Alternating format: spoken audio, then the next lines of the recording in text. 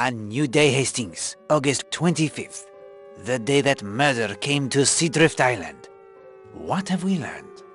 Much of the mystery seems to swirl around Mrs. Marshall, or Alena Stewart as her fans call her. You agree? Yes, that seems clear. And two mysteries are solved. The photograph is found beneath Major Barry's pillow. The typewriter of the most charming Mademoiselle Darnley is discovered beneath the bed of the Redferns. Christine Redfern has reason to send such notes, perhaps? Her husband's attentions to Mademoiselle Stewart are obvious to all. At last, there is the murder unsolved of Millie Parsons. Why does Mademoiselle Brewster ask Poirot to take it up? Several of the guests at the Smuggler's Rest Hotel appear to have in common Brixham, the place where she died. Mademoiselle Brewster, Stephen Lane, the former vicar, even Mademoiselle Linda Marshall, who it now appears was a student at Millie's school. Yes, Miss Porter's school for young ladies. What happened there? Voodoo rituals? An anthropology teacher awakens in fear to the pounding of the pagan drums? Voodoo? Nonsense, if you ask me. Perhaps. But as Miss Darnley said, not nonsense to those who believe. And do not forget Tom Cutter's ghost. We saw. I admit that gave me a turn. But ghosts? Voodoo?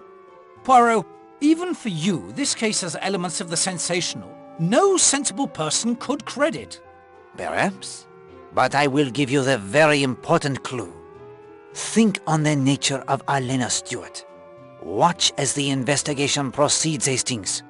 Until we can understand fully and completely exactly the kind of person Alena Stewart was, we shall not be able to see clearly the kind of person who took her life. As before, if you find yourself unable to progress, I will assist with the magic of the Finger of Suspicion. Ah yes. Time now for a fourth clue to its secret. The clue is drawer. Power, lamp, desk, drawer. Do I search the drawer for a switch, perhaps? Or is it something more subtle? I say no more. When you are ready, my friend, we will return to Seadrift Island. It is a morning of sunshine, warm breezes, and a murder most foul.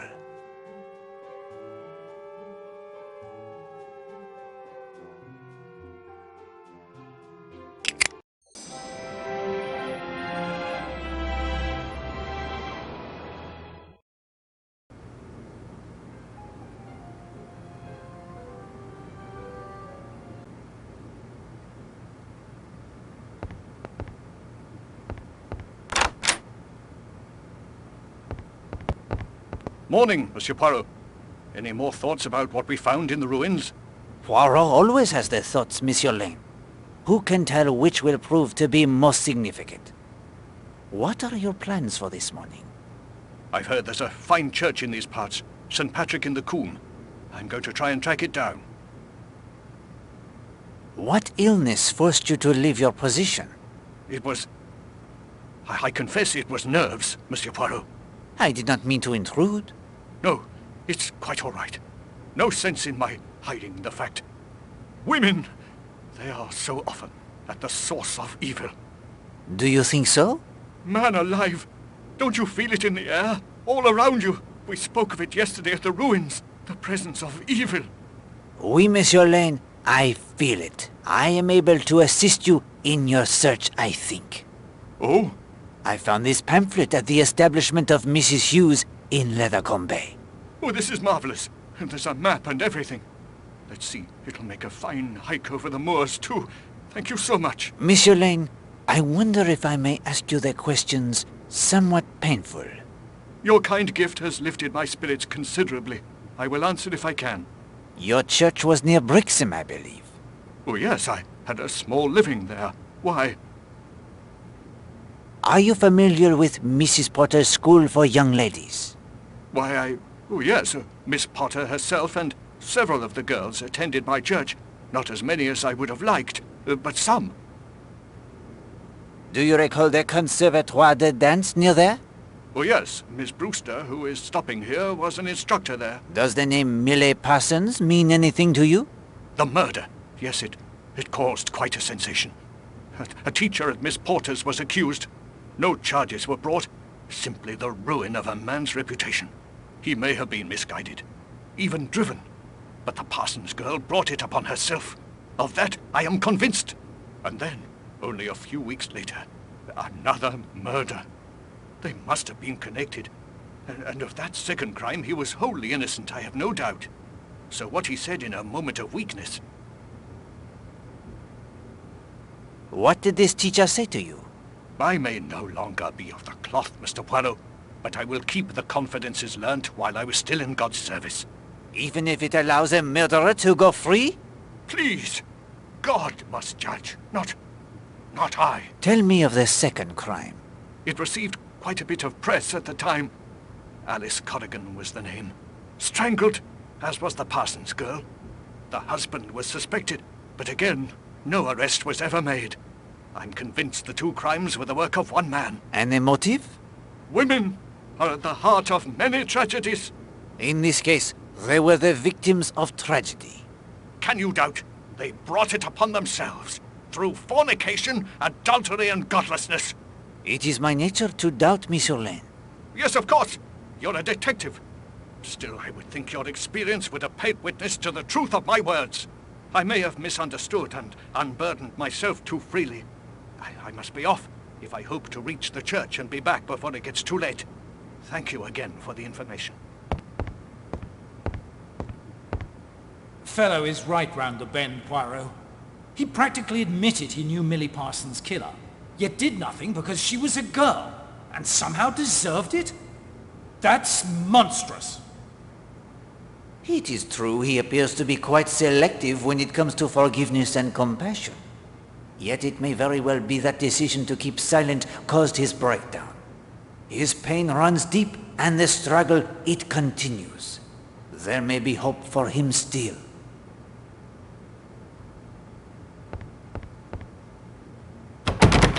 Latched tight on the inside.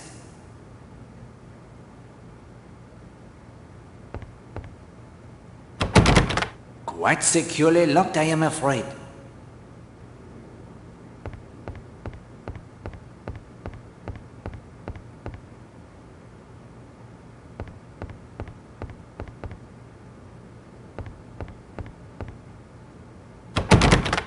No. The door, it will not budge.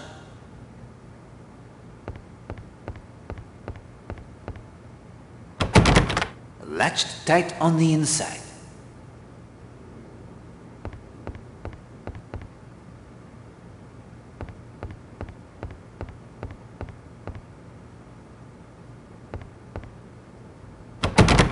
No. The door, it will not budge.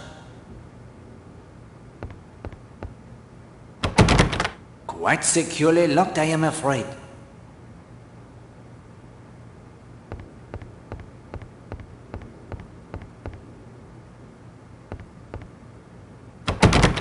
No. The door, it will not budge.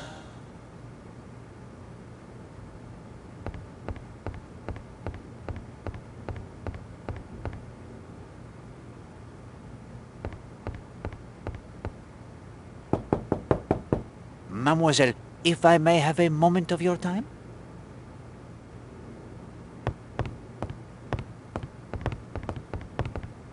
I only have a few minutes, Monsieur Poirot. I'm meeting Mrs. Redfern at Sanctuary Cove at 10:30. I will come straight to the point, mademoiselle. You were a student at Miss Porter's School for Young Ladies in Brixham, were you not? I was. I'm not anymore, though. Millie Parsons was a classmate of yours? Yes. A close friend? Nah, not really. We knew her, my friends and I, to speak to. She seemed a harmless sort. Rather sweet, actually. Why did you leave school? Monsieur Poirot, I like you. But I'm not sure you have the right to ask me that question. Did you know an instructor named Gideon Fell? Yes, we had him for anthropology. He was a poor teacher? He was all right, I guess. I am very interested in anthropology. That helped, I suppose. What most interested you in the class? Superstition. Much of what we call superstition has a basis in fact. religious practices and so on. You did not like him? At first, he seemed all right. He took several of us to the picture show to see a horror film called Curse of the Islands. The film, it was frightening to you? A bit, I suppose. But I found it quite interesting, actually. But then he started acting strangely towards some of the girls. He was creepy. Always making comments to girls when he thought no one could hear. Complimenting them on how they looked. This interest, it was more than politeness? A lot more. Was he interested in Millie Parsons? She told me he had followed her once in the woods. He grabbed her wrist. When she tried to break away, he said how much he liked her hair. And her frock. She broke away and threatened to tell Miss Porter. She said he looked at her with his face all twisted up. It was horrible, she said. Millie told Miss Porter of this incident? No. One of the other girls had already complained, and she did nothing.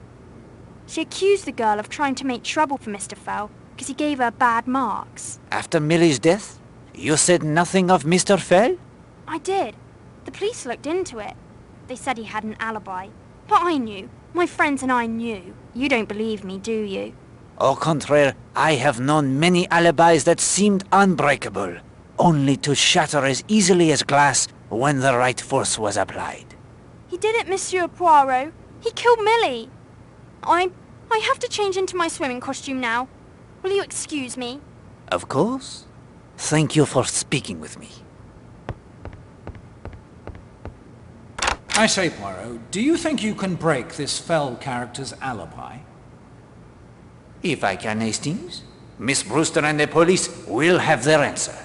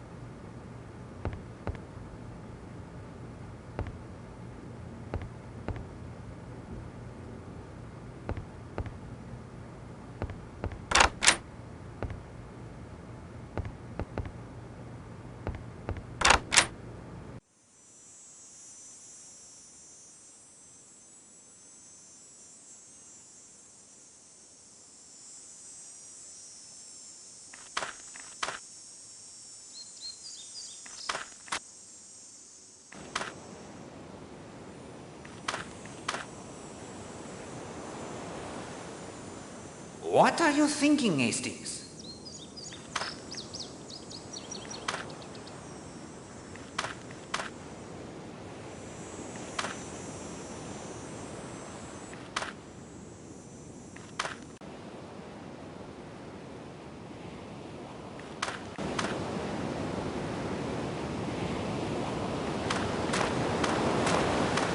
Monsieur Poirot? Good morning, Madame Marshall.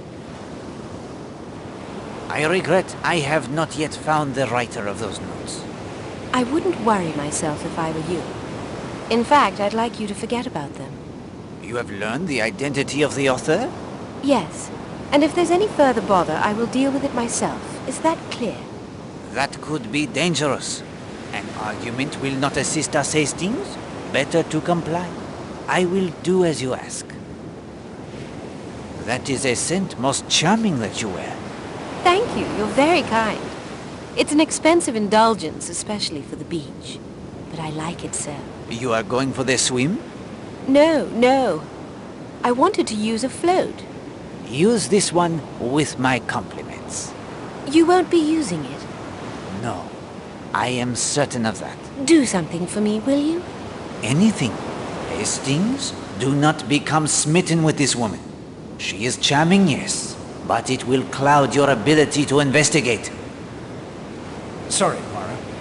She's just so damned attractive. Don't tell anyone where I am. Everyone will follow me about so. I just want for once to be alone.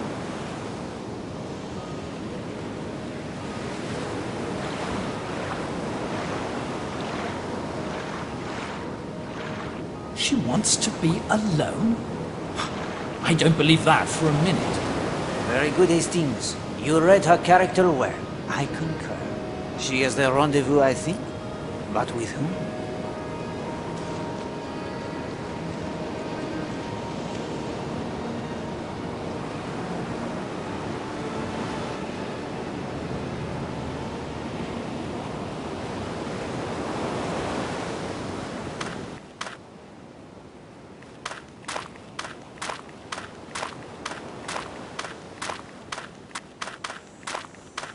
Morning, Poirot. Seen my wife anywhere about? Has Madame risen so early? Oh, she's not in her room. Lovely day. Think I'll have a bathe right away. Got a lot of typing to do this morning. Morning, Marshal. You look for Madame Redfern? Christine is off sketching somewhere.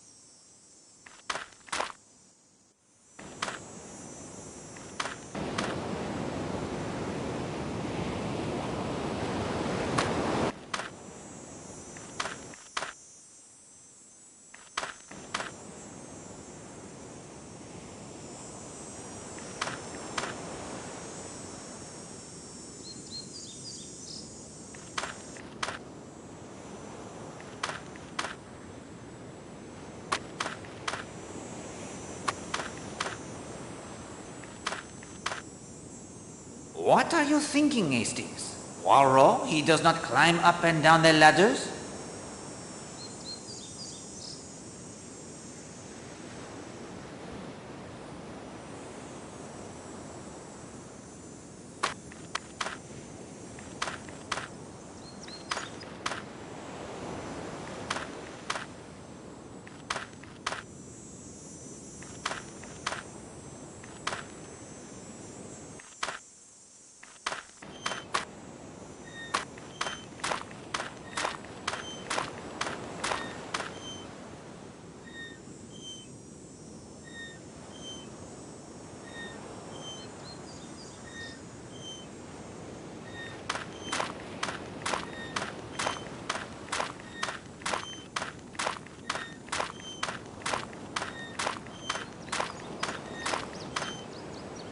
I say, it's that North chap again. What course of action do you suggest, Hastings?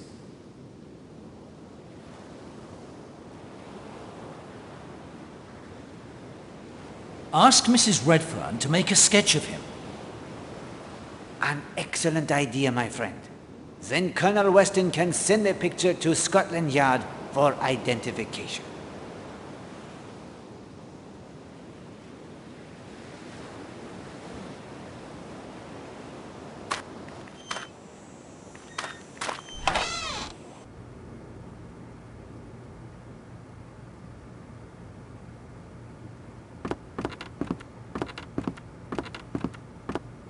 N20, E15, N19. Poirot, they could be a map. The number of paces north, east, then north again. And the starting point? Albert Bagby at the Monk's Hood Inn told you that Tom Carter would spend hours on the island's summit. It was his favourite spot on the island. And we found Gardner poking about up there as well. I'll bet he's come to the same conclusion I have. This is a map to Tom Cutter's treasure.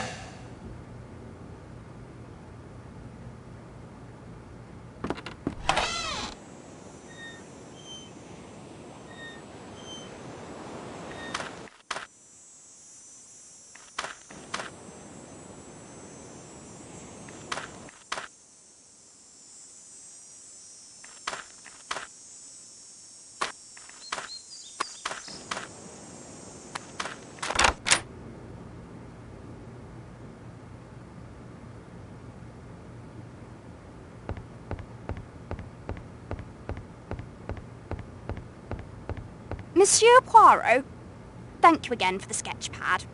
It is my pleasure, madame. I intend to make good use of it today. What will you sketch today? I'm meeting Linda at Sanctuary Cove at 10:30.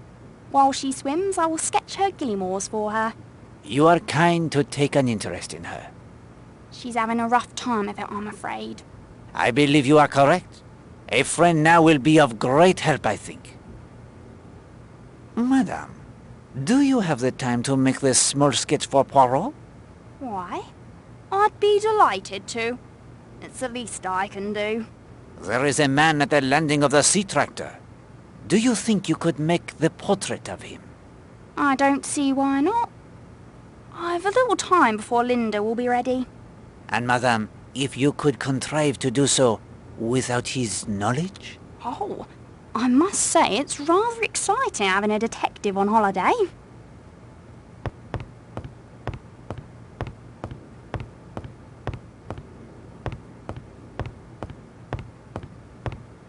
Monsieur Poirot, any luck with finding my typewriter? Oui, mademoiselle. This is it not? Yes, indeed. Wherever did you find it? I would rather not say at present. You are being most mysterious. It is my nature to be mysterious, I am afraid. Well, I'm happy to have it back. Thank you. Please let me know if there is any way I can repay you. I will? Where are you off to, may I ask? The Ledgers to read my book. It's a rather good thriller by Graham Greene. Do you know his work? Bien, he is an excellent writer. Then I've a tennis date with Ken, Mr. Marshall, Mrs. Redfern and Mr. Gardner at 12. I'll just put this typewriter in my room, then I'm off. Enjoy your day, mademoiselle. And you, Monsieur Poirot. And thanks again.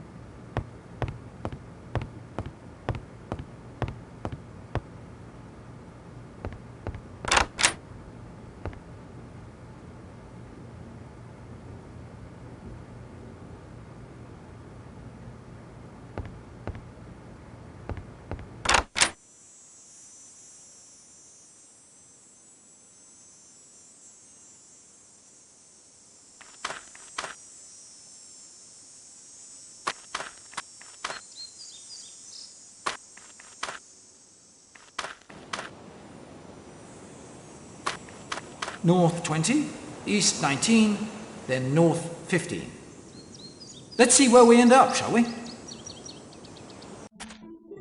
1, 2, 3, 4, 10, 11, 12, 13, 18, 19, 20. Eh bien. Now east. 1, 2, 3, 4, 10, 11, 12. Hastings. 3 more steps will put me in the center of the... What did you call it? The ad service court. Poirot, something is buried there. That's why the ground keeps settling. Dig! Dig! Against my better judgment?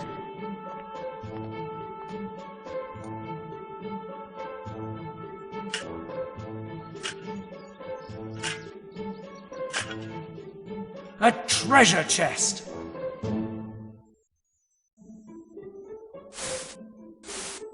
Oh, that's... Yes, Hastings, we've uncovered the spot where the monks, they dumped their old brandy casks. Congratulations. I was so sure. I suggest another visit to Monsieur Bagby, if you insist on pursuing this. Good idea, old fellow. First you'd better finish filling in the hole and raking the tennis court.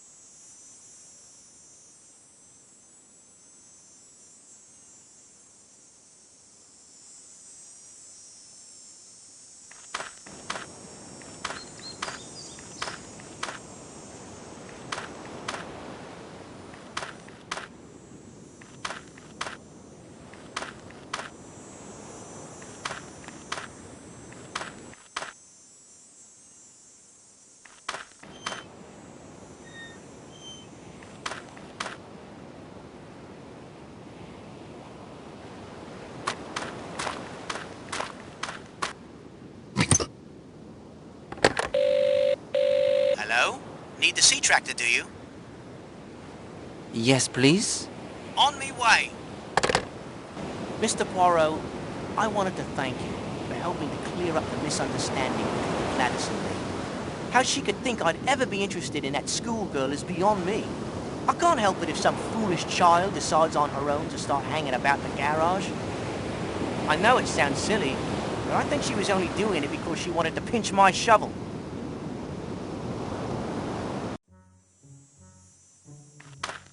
The village is practically abandoned.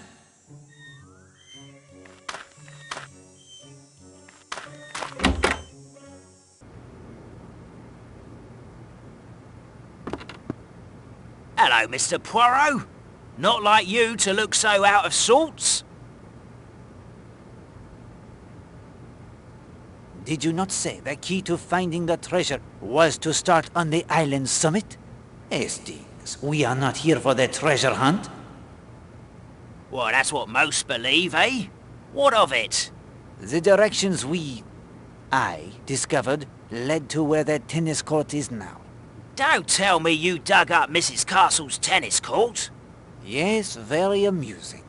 Have you any idea where we could have gone wrong? Well, let me see. Oh, rot. All right, why do you say this?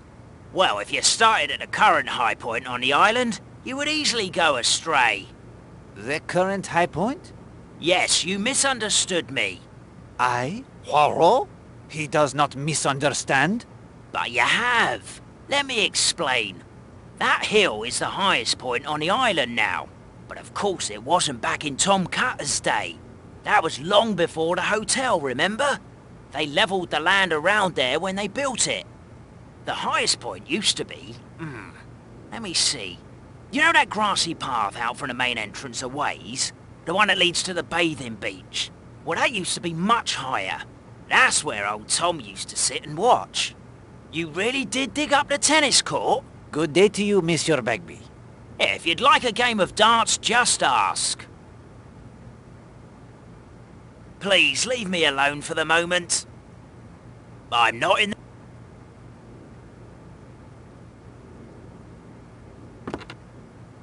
I'm afraid I...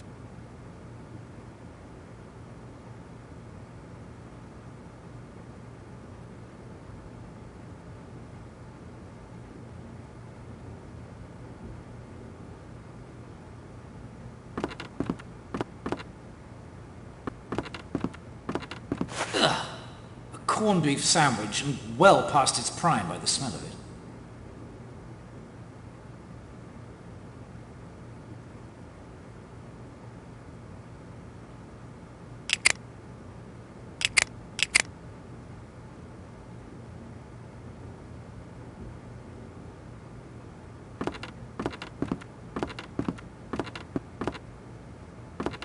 Morning, Poirot. Major, you are here already? I've already worked with the dog. He'll do as I say. Are you ready? Proceed, Major. Stand at attention, Baskerville. Heel. It's a miracle, that is.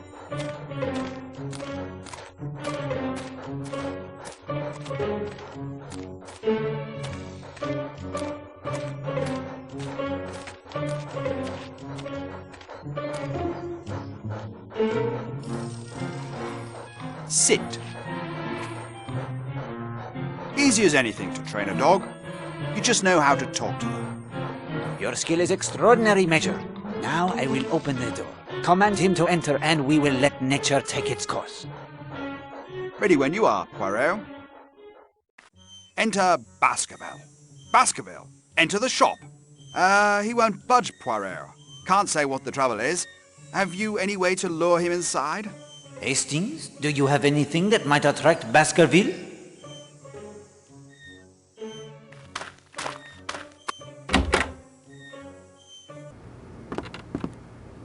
That is exactly as Poirot was thinking, Hastings.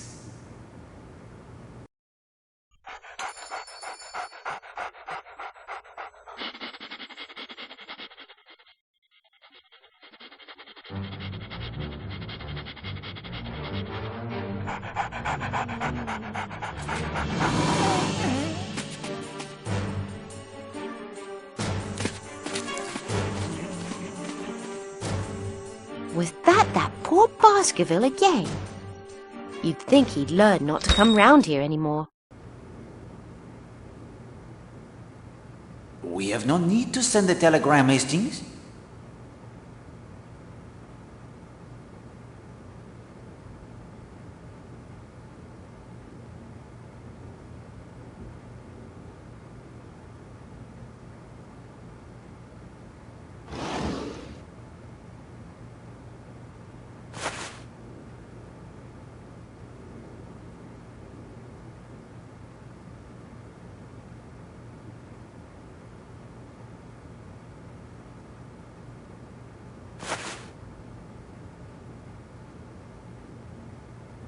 Voila, Madame Hughes. The case of the missing post is solved. Why, do you mean to say my dear little Chloe knocked those letters back there by accident? That your cat pushed them there to have the room for the catnap is fact. Whether it was an accident, it is not for Poirot to say. Oh, Mr. Poirot, how can I ever thank you? It is my pleasure to assist you, Madame. However, there is a kindness you can do Poirot in return. What is it? Choose wisely, Hastings.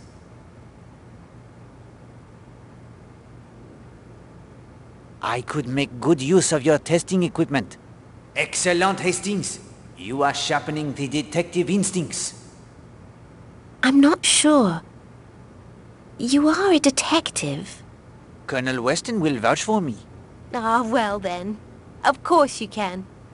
I'm happy to be of service, I'm sure. Merci, Madame. You do the great service for Poirot.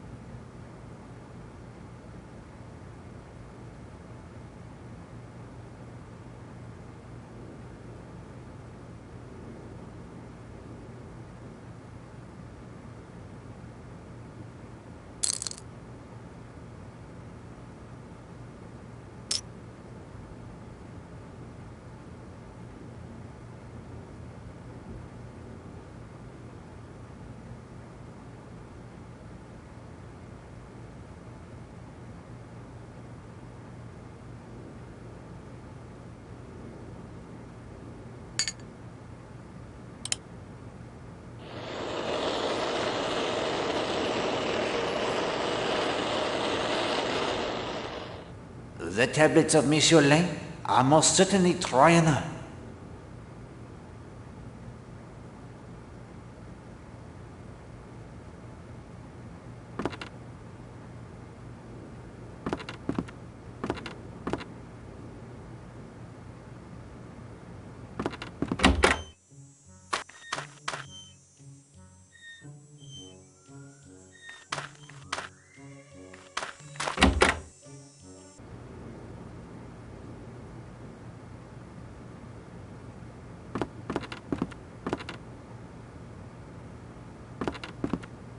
Hello, Poirot. Enjoying your holidays? I will let you be the judge of that, my friend. I have several things to discuss with you. Carry on. Mrs. Marshall has been receiving threatening messages. The devil, you say? From whom? That is yet unclear. I would like to compare them to the type on your machine. You think I've been sending them? I must try every possibility, my friend, however remote. Be my guest.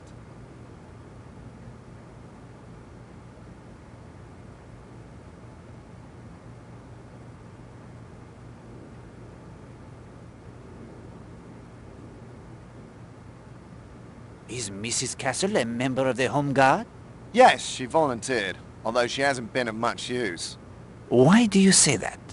The sightings of U-boats don't match what my other watchers are reporting. I'm not sure she's truly watching at all. I am afraid it is worse than that. She has a German radio, a code book, and a signal lantern in her safe. Good God, a fifth columnist here in Leathercombe Bay? I'll have her arrested immediately. Please do not as yet. If you watch her, she may lead you to her associates. Ah, you're right. I'll have her followed if she leaves the island. Excellent! What can you tell me of Alice Corrigan's murder case? Nasty bit of work. The husband had a motive, but an unbreakable alibi as well. Not my district, but I have some notes at my office. Could you obtain for me the summary of the report? I'll have it sent over from Kingsbridge this afternoon.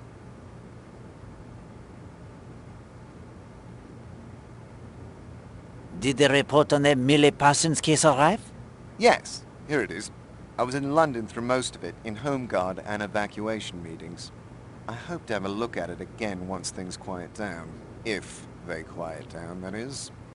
Ah, merci. I will read as I make my notes. Hastings, look over these notes of the alibi of the teacher Gideon Fell. Tell me what you see.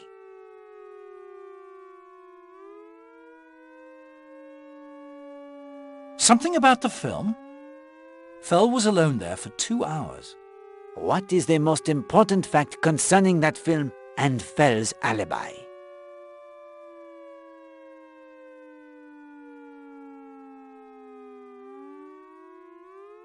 The title. Curse of the Islands? And why is it significant? Linda Marshall told us Fell took her and some friends to see it. And this tells you? He knew the story already. And the theater ticket he had in his possession for the 12th of April? He bought the ticket, but he never went in. You have it, my friend. Well done.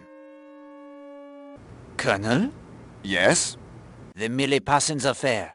This alibi of the teacher, Gideon Fell. It does not hold the liquid. Water, Poirot. It does not hold its water. Oh? There are witnesses. Girls at their school that will tell you that Monsieur Fell took them to see Curse of the Islands before that night. You don't say. Fell, he leaves the restaurant at 7:40. He buys the ticket at the theater nearby, a matter of a few moments only. Then he walks to the corpse. He is there shortly before 15 minutes to 9, the time Millie Parsons' ballet class it is finished. He waits. The girl arrives. The murder, it is done. He walks back to the movie theater in time to see the end upon the screen. By Jove, Poirot, you're astounding. I had the information you lacked, my friend. That is all. I need to write up a report on this at once.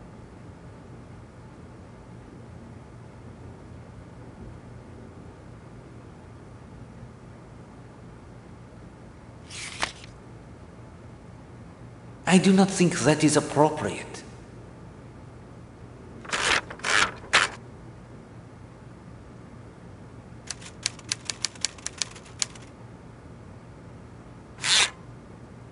There, you see, Hastings, the E, the M, and the H. This is the typewriter used to write the threatening notes beyond any doubt. There is no doubt. The notes were typed on this machine. But that's impossible. No one visits you here? Well, of course. Many people do. In addition to my regular police duties, there's the home guard, the evacuation. Hang on. You have thought of something? I'd hate for it to be true. That girl at the hotel, she popped in with all sorts of questions about the evacuation. I think she wanted to be told the hotel was being closed. I expect the order any day now, by the way. Was it Linda Marshall? Yes, as a matter of fact, it was. Bit nasty, that. Writing threatening messages to her own stepmother. Very nasty indeed. Especially since she apparently also stole Mademoiselle Darnley's typewriter and hid it in Christine Redfern's room to incriminate her. Well done, Hastings. I see the little grey cells are hard at work.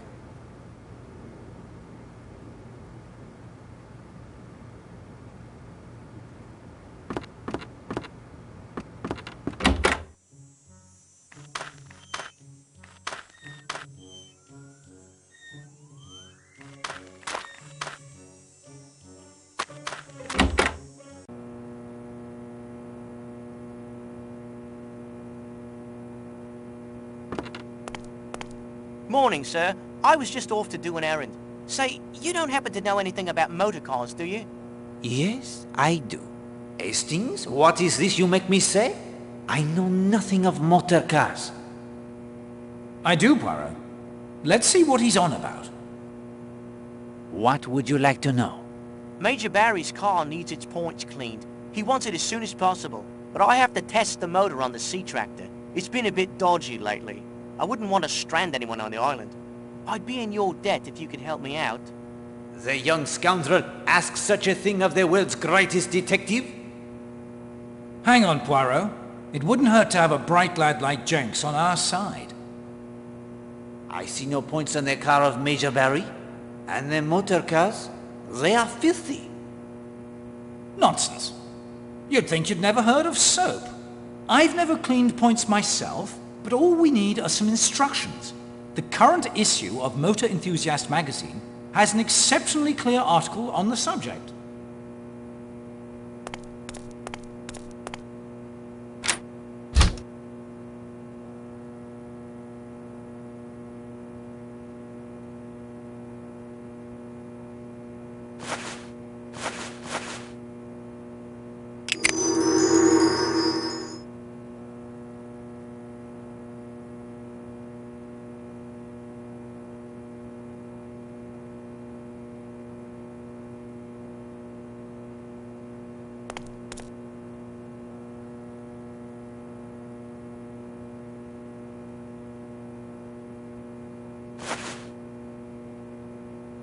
Ouch!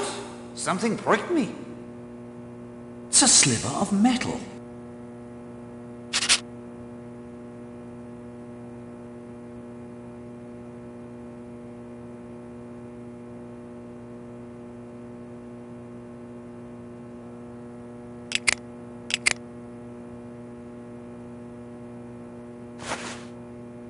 Can't say I see much point in hanging on to a magnetic sliver of metal, but you never know. As you say, Hastings, you'll never know.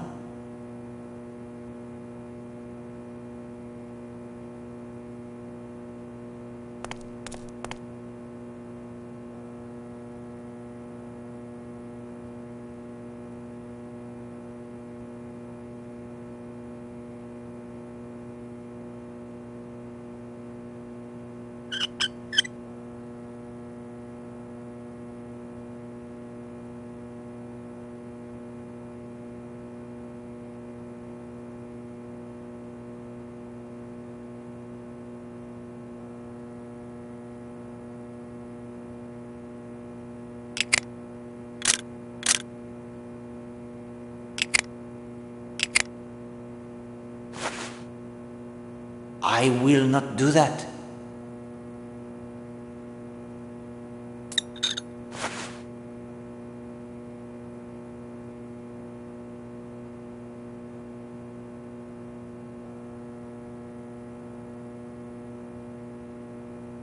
It appears to be stuck that way.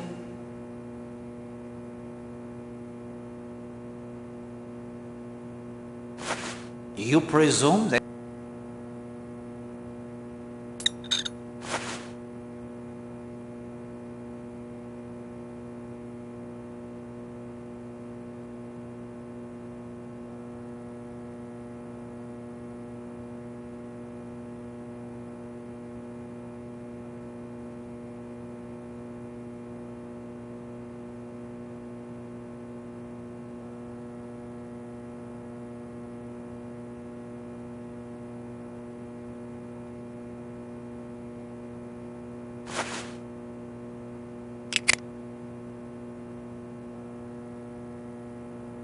Without error, mon ami.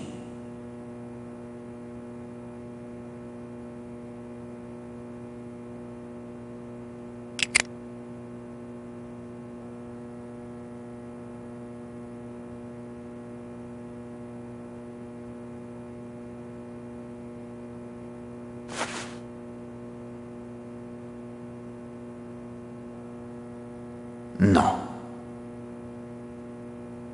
It appears to be stuck that way.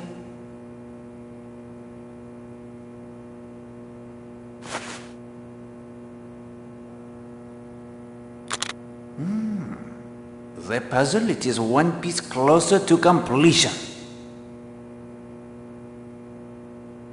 It appears to be stuck that way.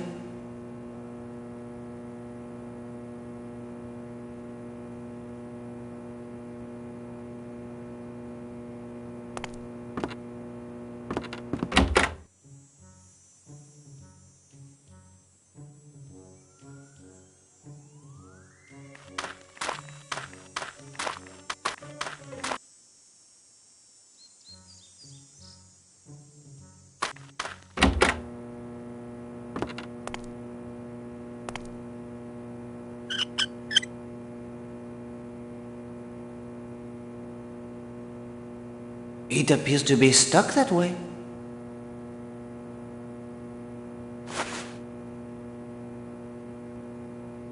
I do not think so.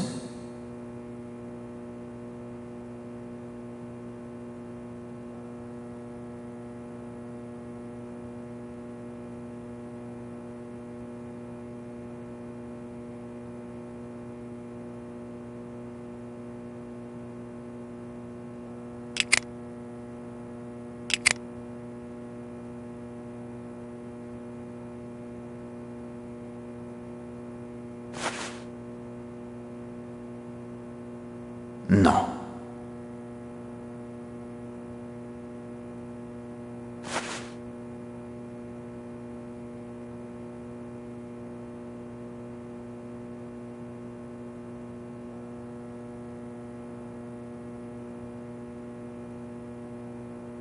I cannot comply.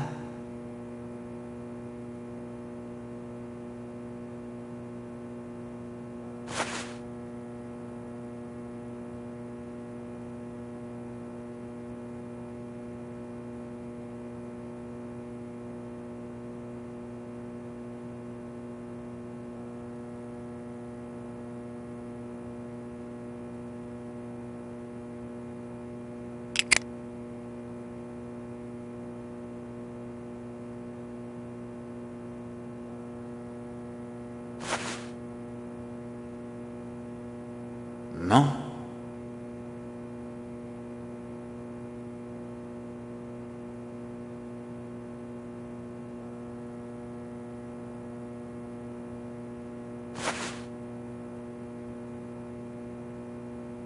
I cannot comply.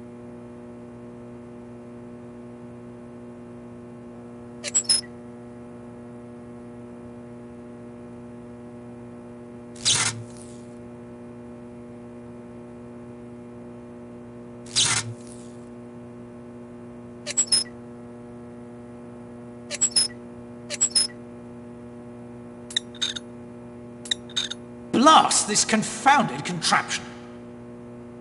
Hastings, patience.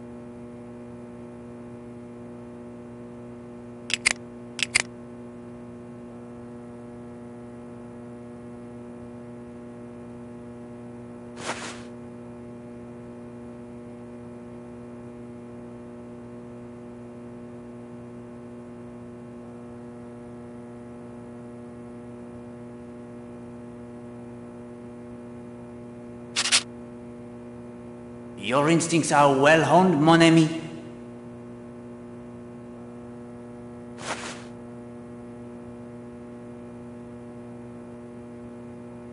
Your current course of action, it is a mystery to Poirot.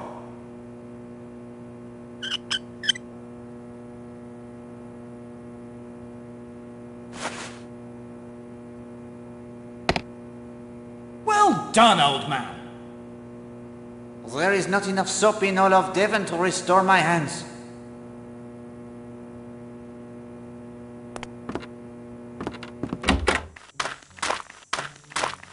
Morning, sir.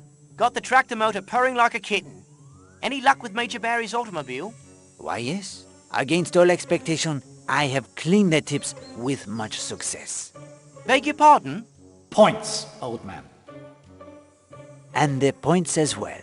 Smashing. Much obliged, sir.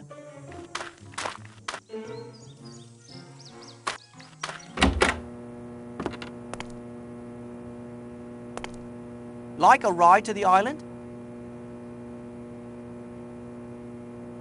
Yes, please. Let's be off then. I've been looking after the hotel garage and driving the sea tractor for almost 5 years now. Motor cars are my passion. I keep the guests' motors clean and full of petrol. I also tend to any repairs they might need as well. Just look at that Major Barry's motor now. A 1938 Triumph Dolomite. It's a beautiful piece of British style and manufacturing. I can't think but what the war effort will take all the great designers to work on tanks and whatnot.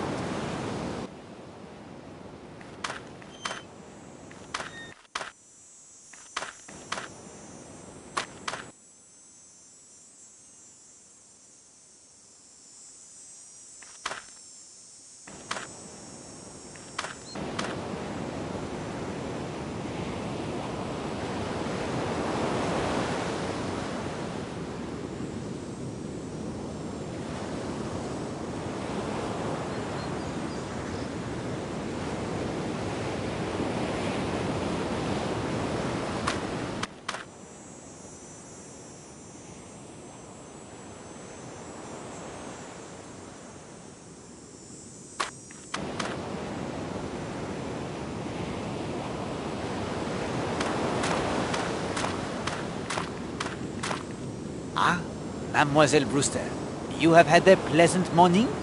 Good morning, Mr. Poirot. Well, I was, until somebody chucked something at me from the balcony up there. Mademoiselle, I have looked into Millie's murder. And? I believe I have found the one responsible for her death. Who was it? Colonel Weston is having his men follow up on certain facts I placed before him. While I cannot tell you with absolute certainty, nevertheless, the indications are very strong that the one they will question is our man. Every instinct tells me he is the man, and I promise you he will be brought to justice. Mr. Poirot, I can't tell you how much this means to me. She was a good friend to you, young Millie. Yes, she was. She was an innocent. Mr. Poirot, I can't bear it when the innocent suffer. You have the good heart, mademoiselle. I am happy I was able to assist you. Something was thrown at you? I was having my usual morning swim at about 10:30, when all of a sudden, whoosh, something hit the water very near my head. You do not know what it was, the projectile? No, I would have swum down for it, but the water's pretty deep here, and my ears won't take the pressure. If you'll excuse me, it's time for my row. The exercise will do me good.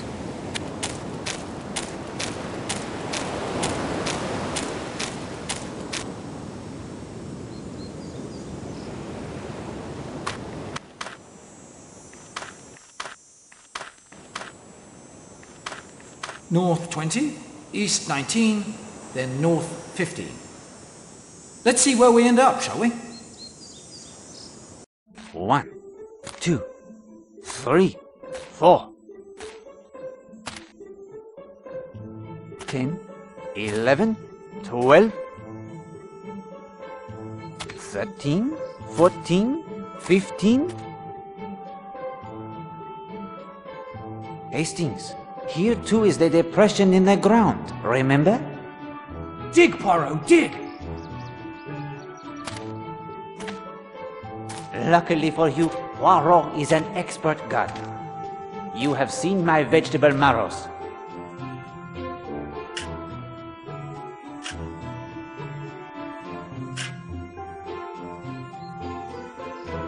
There! You've hit something! Tom Cutter's treasure is 3 gold dots. Congratulations. At least they're gold. Oh, better fill in the hole, Poirot. Wouldn't do for anyone to injure themselves.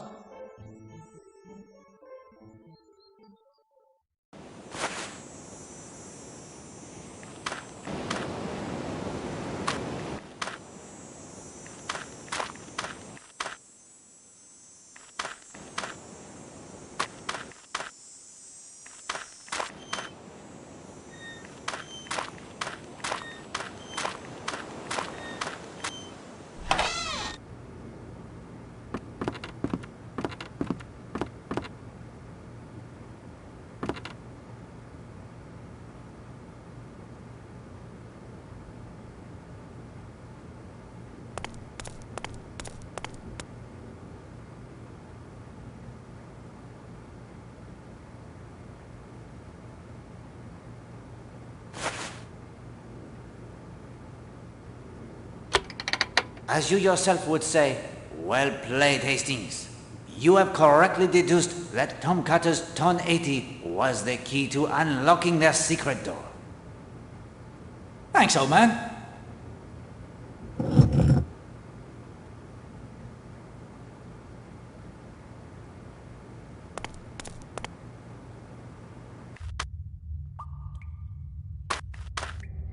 Voila! The ghost of Tom Cutter becomes someone wearing a coat covered with luminescent paint. Footprints everywhere. One man, no ghost, passed along here many times.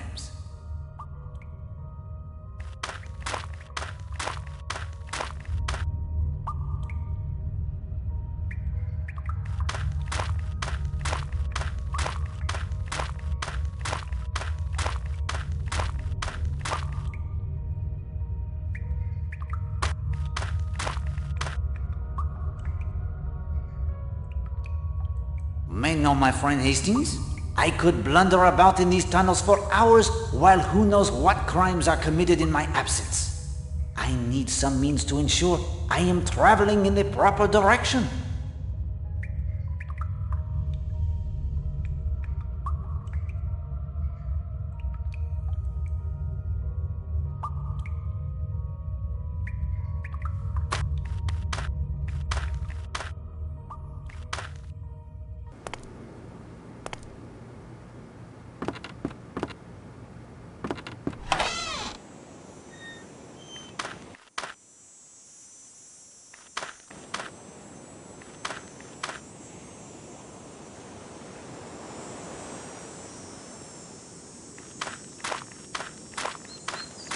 Beach is certainly empty this morning. I believe Captain Marshall will be swimming shortly. Everyone else off on excursions, I expect. Major Barry wanted to go into Knightsbridge if his car was fixed. The Major? He has business in Kingsbridge? Oh, he was complaining of the lack of privacy when using the phone in Leathercombe Bay post office. I can't imagine what he has to be so secretive about. Can you, Oakley? No, darling. You do not take the excursion? I was saying to Mr. Gardner only this morning, we simply must make an excursion to Dartmoor. It's quite near and the associations are all so romantic, aren't they, Oakley? Yes, darling. I've always wanted to visit the Dartmoor prison. You do not knit the ledges this morning? No, Miss Darnley was there before us and didn't seem to be in the mood for chatting. So we came here. Didn't want to disturb her, did we, Oakley? No, darling. The motor car, it is repaired. Oh? Isn't that splendid, Oakley? Yes, darling. Oakley, I don't believe I've got that second shade of purple wool. It's in the second drawer of the bureau in our bedroom, or it might be the third. Yes, darling. Good morning, Mr. Redfern. I don't see anything good about it. Goodness, he's in a mood. I need a little time to myself. We can certainly speak later if you wish.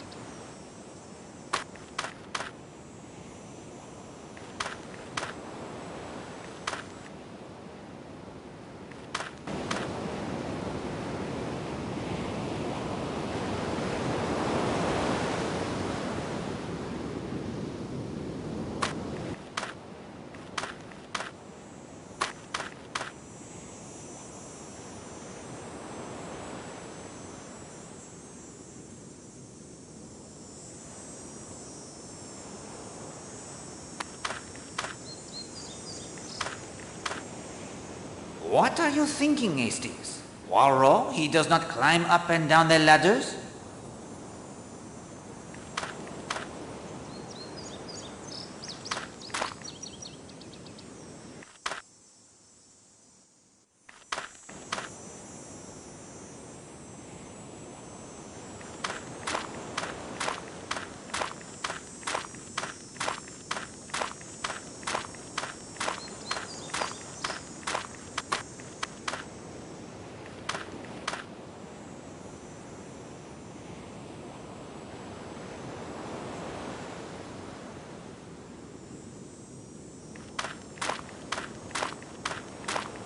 Madame Redfern. Oh, Monsieur Poirot, I have the sketch you asked me for. Merci, madame.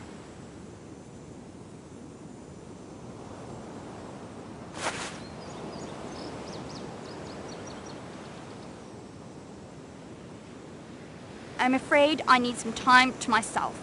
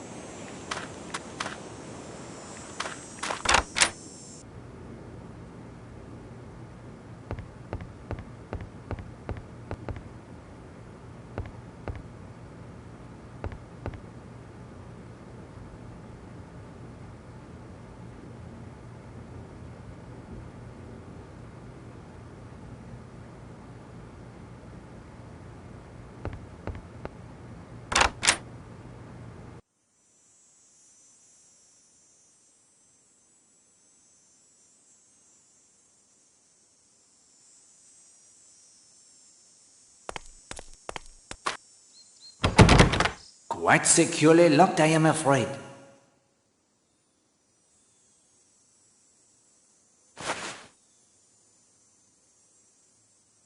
Does nothing strike you as...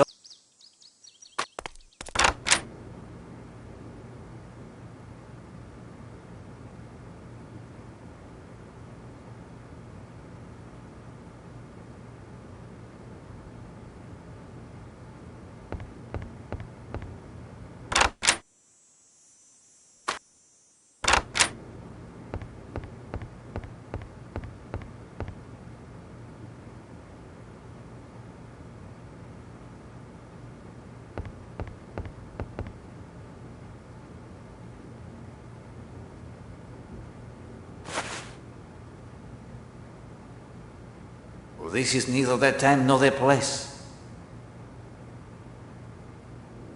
Your current course of action, it is a mystery to Poirot.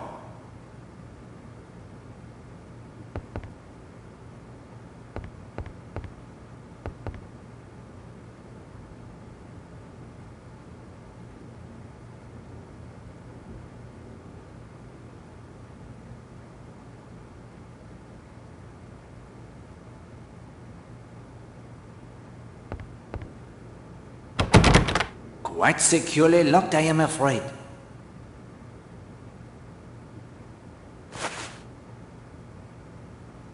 Oh, that does not make sense.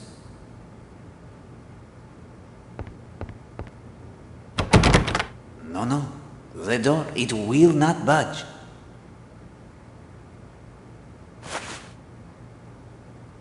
That is not such a good idea.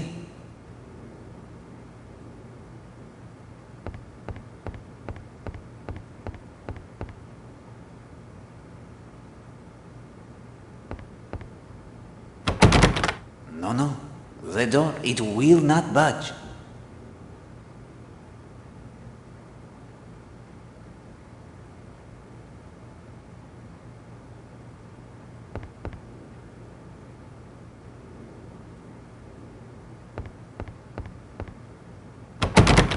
Quite securely locked, I am afraid.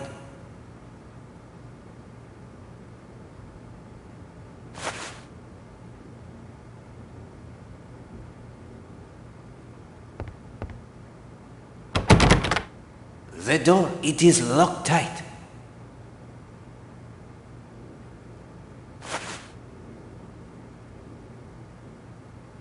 That is not going to help.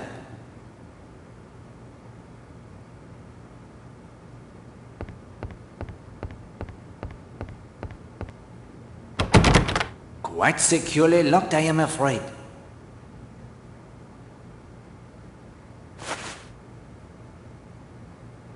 Does nothing strike you as odd about what you're doing?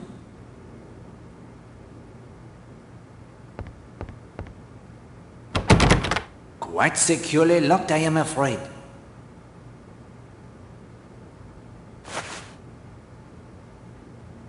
Oh, that does not make sense.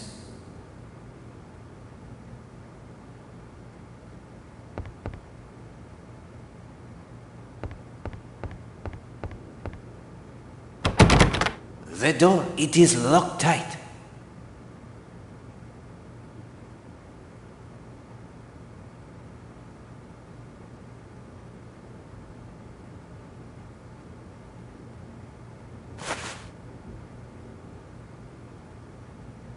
I will not do that.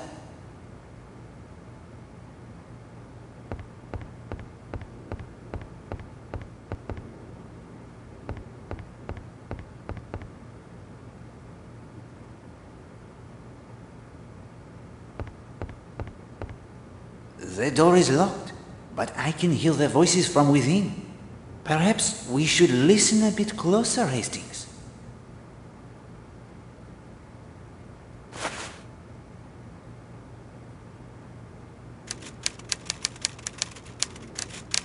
I say, Poirot, he seems to be typing up quite a storm.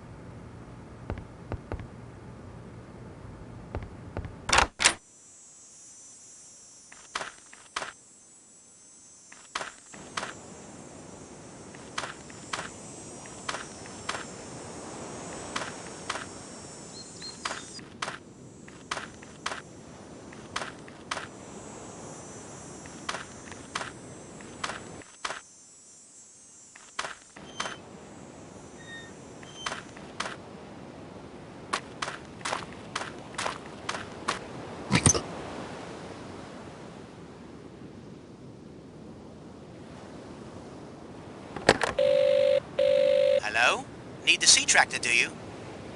Yes, please? On me way. I expect you've heard about our ghost, the smuggler Tom Cutter.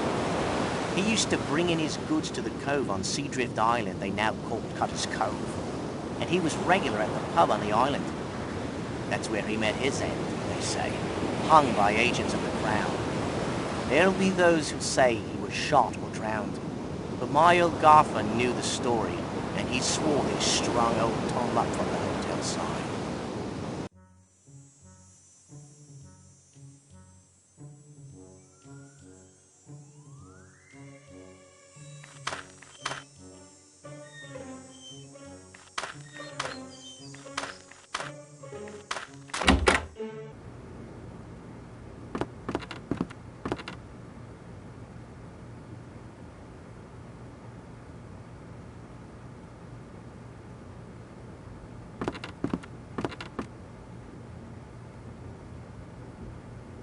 Could you send a sketch to Scotland Yard for identification? Be glad to. I've seen the fellow about. You think he's up to no good? I do. I'll try to have an answer for you this afternoon. Merci. Good day, monsieur.